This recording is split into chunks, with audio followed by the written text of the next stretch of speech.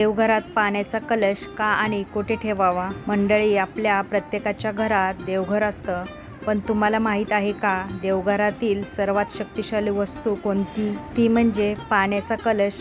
अनेक जण कलश ठेवतात, पण तो चुकीच्या दिशेला किंवा चुकीच्या पद्धतीने ठेवला तर पूजेचे फळ मिळत नाही. म्हणून मग घरात सतत कटकटी होतात, पैसा टिकत नाही किंवा कामात अडथळे येतात.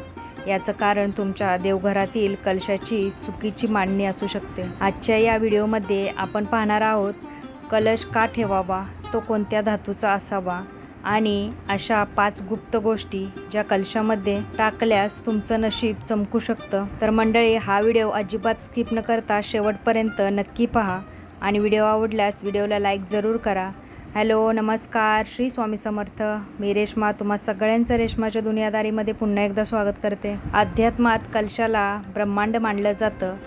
त्याच्या मुखात विष्णू, कंठात शिव आणि मुळापाशी ब्रह्माचा वास असतो. वैज्ञानिक दृष्टिकोनात तांब्याच्या कलशातील पाणी वातावरणातील सकारात्मक लहरी शोषून घेतं आणि देवघरातील एनर्जी शुद्ध ठेवतं. योग्य दिशा आणि धातू. दिशा. कलश नेहमी देवघराच्या ईशान्य नॉर्थ ईस्ट कोपऱ्यात ठेवावा. ही कुबेराची आणि जलतत्वाची दिशा आहे. धातू. स्टील किंवा प्लास्टिकचा वापर टाळावा.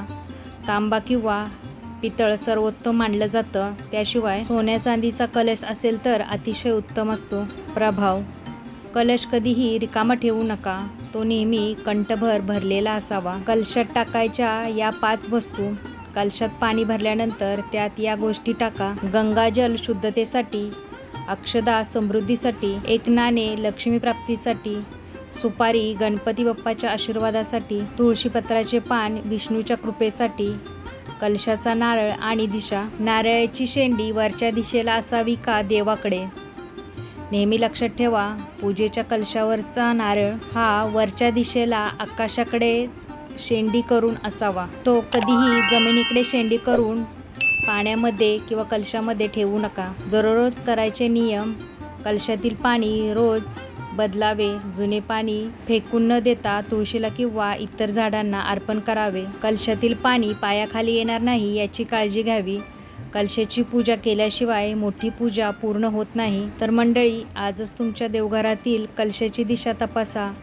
ही छोटीशी गोष्ट तुमच्या आयुष्यात मोठा बदल घडवू शकते. तर मंडळी, तुम्ही तुमच्या देवघरात कोणत्या धातूचा कलश वापरता? कमेंटमध्ये नक्की सांगा. माहिती आवडली असेल तर व्हिडिओला लाईक करा आणि आपल्या जवळच्या व्यक्तींना शेअर करायला विसरू नका. सगळ्यांना श्री स्वामी समर्थ. जय जय स्वामी समर्थ.